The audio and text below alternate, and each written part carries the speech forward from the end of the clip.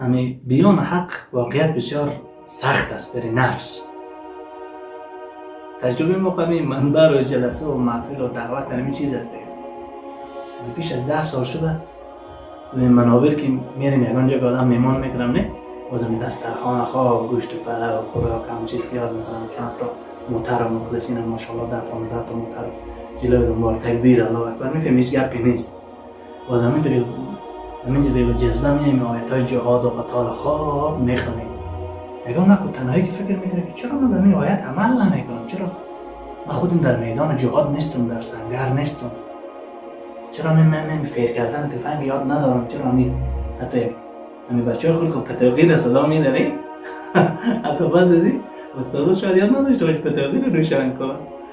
و چرا همین رسول الله صلی الله علیه و سلم در حدیث میگه که قوت خبردار که قوت در تیر است، در کمان است.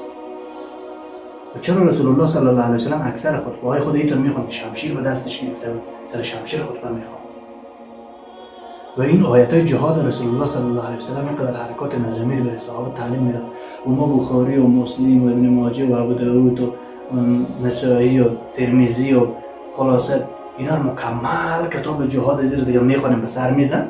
جای زعفرانی هم اینجا مانده و ماشاءالله شاگردان دیگه به صف شیشته و باز تعریف جهاد میکنه. نه یعنی این رقم تعریف و توصیف جهاد میکنه که گویا یک نفر که از عمل ما خبر نباشه این درست فکر میکنه که این فقط در صحنه تیر کرده. اما وقتی که مسئله هجرت و قتال و جهاد برابر شه ما دیگه هیچی 150 لک شیطان به جان انسان میاد و جهاد میاد بازی زن چه کار میشه، بچه چه کار میشه، چه کار میشه، چی میشه. باز آیات قرآن میخونیم نه لا تتخذوا آباءکم و اخوانکم اولیاء ان استحبوا الکفر علی الایمان فمن یتولهم منکم فاولئک هم الظالمون. نگیریم پدران و برادران خود را به دوستی اگر اونا به کفر محبت داشتن. به کفر مراد چیه؟ یکی از اعمالهای کفار مخالفت به جهاد و قتال هست و مجاهدین هست. پس صفت مومن اینجا چیست؟ یک مومن عقیده داره که جهاد فرض است، حکم الله متعال است، اجر و پاداش است در او و نتیجه شهادت و جنت است. پس وقتی که یک عالم و یک دعوتگر و یک استاد خودش داره همینطور یک عقیده باشه، چگونه اینطور یک عقیده داره که او اجازه عمل بتونه میده، اجازه هجرت بتونه میده، اجازه بیرون شدن در میدان بتونه میده؟ چی رقم یک عقیده است؟ یعنی عقیده داشتن به جهاد و قتال انسان بیرون میکنه به صحنه. اگر گپ از گلونیت به پایین نرفته باشه از این قسمت به بالا باشه، یعنی مربوط به لوسپیکر باشه نه به دستگاه چیزی نباشه.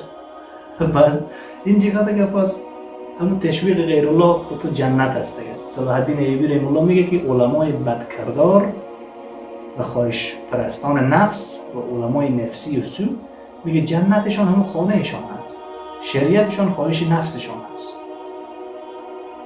و الهشان عقلشان هست. هرچی عقلشان گفته نمور به خود شریعت جور و هرچی که رجی بیبیه گفت مادر اولادا رجی بیبیه اجازه نمیده به جهاد بده. خب رسول الله صلی الله علیه و سلم با 11 تا زن داشت، صحابه زن داشتن، تابعین زن داشتن، سلف صالحین زن داشتن. مگر زنهای از ما از زنهای ما و شما دیگه چی بوده؟ ساده تر بوده؟ زنهایی که مفسره بودن، دعوتگر بودن، مفتیه بودن، عالمه بودن. یکی گپ زدن هست، یکی عمل کردن هست. عمل کردن بسیار سخت است. حقیقتا آسان هست که کمک اخلاص و اعمال داشته باشه بیرون شی.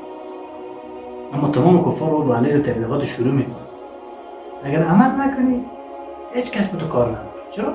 رسول الله صلی الله علیه و سلم چرا جادوگر دروغگو دیوار و کاذب میگفتن دندانش شهید کردن؟ چرا مولا نبی سالم اومد یک سیلی نخورد، یک تکلیف ندیده؟ به واسطه که سازگاری و مصلحت‌های ناسالم در خود اختیار کرده. رسول الله صلی الله علیه و سلم و صحابه قربانی و شهادت و اختیار و تکالیف خیلی زیاد دیدن، اما ما تکلیف ندیدیم. ماشاءالله مولوی سی وزنش از همه دیگه نفرات زیادتر است، نزدیک 110 کیلو میشه. بر مجلس میره میگه اول کوشش کنید چربی نمک کم باشه. دور از علمای ربانی مخلص. پس حقیقت اگر ما بخوایم با آیات قرآن کریم عمل کنیم، الذین آمنوا و هاجروا، چی معنی داره؟ این فرو خفافا و ثقالا چی معنا داره؟ الذين آمنوا یقاتلون فی سبیل الله. به قتل نفر قتل میکنی، نفر به قلم قتل میکنی، نفر به کتابچه و پوستر قتل میکنی، نفر به گپ زدن قتل میشه. همین قتل کردن خود اینطور یک آهن کار داره، اینطور یک آهن باشه هم نفر بزنه که خونهاش بیرون شه. و این ملا صاحب خودش از آهن میترسه، اسلحه رو نمیشناسه، فعلیت نداره، در میدان جهاد قتال نرفته.